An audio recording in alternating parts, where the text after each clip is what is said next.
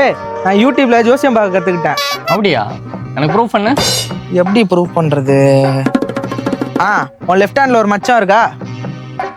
இருக்கு. அப்படி இருந்தா அன்பான அழகான அமைதியான ஒரு மனைவி அமைவாங்க. உனக்கு கரெக்டாக அமைஞ்சாங்களா? இப்போ ஏன்டா என்ன அடிச்ச? அது மச்சமே கிடையாது, தழும்பு. அது யார் போட்டது தெரியுமா? என் பொண்டாட்டி தான். சரி சரி, உனக்கு இப்போ கட்டம் சரியில்லை, அதனால கட்டையில் அடி வாங்குவ. நீங்கள் இப்போ சோகமாக இருக்கீங்க?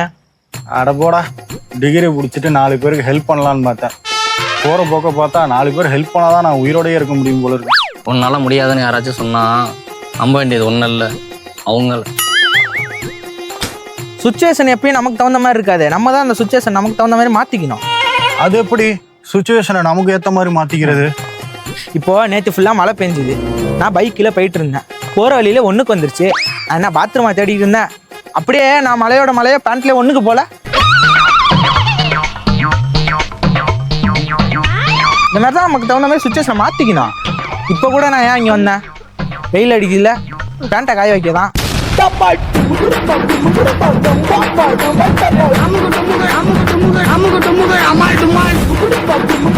I'm